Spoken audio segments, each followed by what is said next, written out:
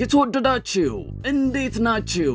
ይህ አርትስ ስፔሻል ነው። ዋናውና ጉዳዮች የሙዚቃ አልበሙን ለአድማጮች ካደረሰ 22 ዓመታት ያስቆጠረው አንጋፋው ድምጻዊ ዳዊት መለሰና ድምጻዊ ሚካኤል በላይነህ የተጣመሩበት የሙዚቃ ኮንሰርት ሊካሄድ ነው።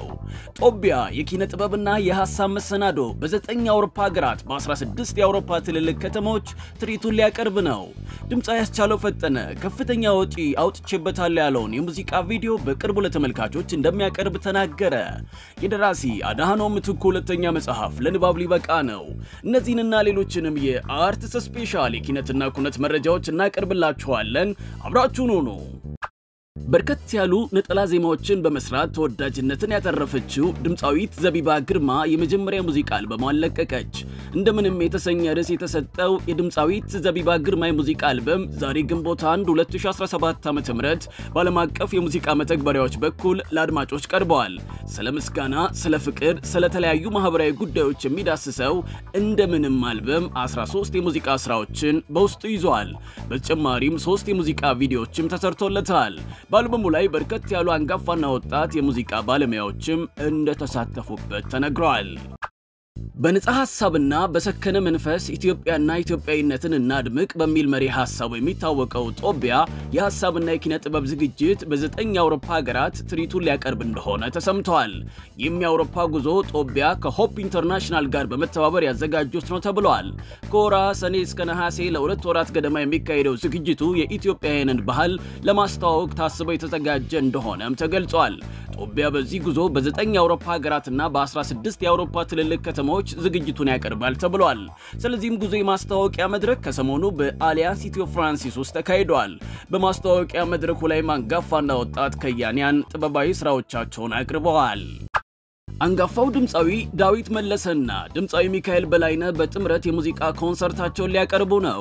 ሁለቱ ድምጻውያን የተጣመሩበት ኮንሰርት ሽክ የሚል ስያሜ የተሰጠው ሲሆን ነገ ግንቦት 2 2017 ዓ.ም ከምሽቱ 12 ሰዓት ጀምሮ በሚሊኒየም አዳራሽ ውስጥ ይካሄዳል ተብሏል።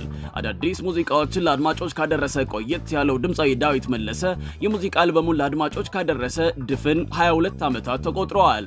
በሌላ በኩል በኮንሰርቱ በተጣማሪነት የሙዚቃ ስራዎቹን የሚያቀርበው ድምጻዊ ሚካኤል በላይነህ አንድ ቃል የተሰኘ አልበሙን ባሳለፍነው ዓመት ለአድማጮች ማድረሱ ይታወሳል። ዳዊት መለሰና ሚካኤል በላይነህ በሽክ ኮንሰርት በአንድ መድረክ ላይ ዝግጅታቸውን ሲያቀርቡ ይህ የመጀመሪያቸው እንደሆነም ተገልጿል። የደራሲ አድሃኖም ምትኩ ሁለተኛ መጽሐፍ ለንባብ ሊበቃ ነው። በመኖር በኩል የተሰኘ ርዕስ የተሰጠው መጽሐፉ የፊታችን ሰኞ ግንቦት 4 2017 ዓ.ም ከምሽቱ 11 ሰዓት ከ30 ጀምሮ በኢትዮጵያ ብሔራዊ ቲያትር ቤት ተመርቆ ለንባብ ይበቃል ተብሏል። በመኖር በኩል መጽሐፍ 17 አጫጭርና የተያያዙ ታሪኮች ያሉበት የልብ ወለድ መጽሐፍ እንደሆነም ተነግሯል። መጽሐፉ ከመፍረድ ማን ያድነናል በሚል ዋና ሐሳብ ላይ ተመስርቶ በሰዎች ማህበራዊ፣ ኢኮኖሚያዊና ፖለቲካዊ መስተጋብሮች ላይ የሚፈጠሩ አጋጣሚዎችን በተለየ መንገድ የሚያቀርብ እንደሆነም ተገልጿል። ደራሲ አድሃኖም ምትኩ የበኩር ስራ የሆነውን አው እሱ ጋር ያመኛል የተሰኘ አጫጭር ታሪኮች ስብስብ መጽሐፉን በግንቦት ወር 2015 ዓ.ም ለአንባቢያን ያደረሰ ሲሆን መጽሐፉ ተወዳጅነትን በማትረፍ በአጭር ጊዜ ውስጥ 5ኛ እትም ደርሶ ከ18000 ኮፒ በላይ መሸጥ እንደተቻለም ደራሲው ለአርትስ ስፔሻል ተናግረዋል። የድምጻዊ ያስቻለው ፈጠነ አርዲ የሙዚቃ ቪዲዮ በቅርቡ ለተመልካቾች ሊደርስ ነው። ከአንድ ዓመት በፊት አስቻለ በሚል ርዕስ ለተመልካች በቀረበው የሙዚቃ አልበም ውስጥ የተካተተው እመት ሸዋ የተሰኘው የሙዚቃ ቪዲዮ ተሰርቶለታል። በሙዚቃ ቪዲዮ ላይም በርካታ ሰዎች የተሳተፉበት እንደሆነም ተነግሯል። ድምጻዊ ያስቻለው ፈጠነ ከዚህ ቀደም ከሰራቸው የሙዚቃ ቪዲዮዎች በላይ እመት ሸዋ የሙዚቃ ቪዲዮ ከፍተኛ ወጪ የወጣበት እንደሆነ አርቲስቱ ለአርትስ ቴሌቪዥን ተናግሯል። በሀገራችን የሙዚቃ ዘርፍ ውስጥ ከቅርብ ጊዜ ወዲህ ከፍተኛ ተቀባይነት እያገኙ ከመጡ ድምጻውያን መካከል አንዱ የሆነው ድምጻዊ ያስቻለው ፈጠነ አርዲ በሚቀጥለው ሳምንት ግንቦት 7 2017 ዓ.ም የመጀመሪያ ሙዚቃ ኮንሰርቱን በእስራኤል ሀገር እንደሚያቀርብ አስታውቋል። ይህ ኮንሰርቱም በሀገር ውስጥም ሆነ ከሀገር ውጪ የተደረገ የመጀመሪያ ኮንሰርቱ እንደሆነ ተነግሯል። በእስራኤል ቴል አቪቭም የዛሬ ሳምንት ሐሙስ አመሻሹን እንደሚካሄድም ተነግሯል። ለአርትስ ስፔሻልም በሀገረ እስራኤል የሙዚቃ ዝግጅት አቀርባለሁ ሲል ድምጻዊው ተናግሯል። ድምጻዊው ከ3 ወራት በፊት ያወጣው አሞራው ካሞራው የተሰኘውና በጀግናው አሞራው ውብነህ ታሪክ ላይ ተመስርቶ የሰራው ነጠላ ዜማው በዩቲዩብ ከ10 ሚሊዮን በላይ ተመልካቾች እንዳስገኘለት ይታወሳል። የተሸመኑት ውስጣዎች የስዕል አውደሪ ነገ ለስዕል አፍቃሪያን እይታ ይበቃል። በወጣቱ ሳሊ ብራኑ ማናዬ የተዘጋጁ ስዕሎች የሚቀርቡበትና የተሸመኑት ውስጣዎች የስዕል አውደሪ ነገ ቅዳሜ ግንቦት 2 2017 ዓ.ም በኢትዮጵያ ፖስታ ዋና መስሪያ ቤት ውስጥ በሚገኘው ዘስፔስ ኢትዮጵያ የስዕል ማሳያ ውስጥ ለእይታ ይበቃል ተብሏል።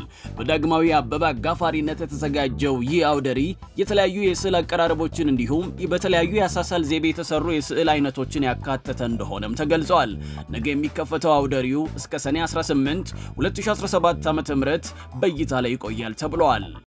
ኮሜዲያን እሸቱ መለሰ በለንደን ዝግጅቱን ሊያቀርብ ነው። ኮሜዲያኑ ለመጀመሪያ ጊዜ ኮሜዲ ስራውን ነገ ግንቦት 2 2017 ዓ.ም በእንግሊዝ መዲና ለንደን ውስጥ በሚገኘው ግሬስ ፖይንት ውስጥ ያቀርባል ተብሏል። ክብራትና ክብራን ተመልካቾቻችን ከአርቲስት ቴሌቪዥን የሳምንቱ የአርቲስት ስፔሻል የኪነትና ኩነት መረጃዎች ይህንን ይመስል ነበር። ስለተከታተላችሁን እናመሰግናለን።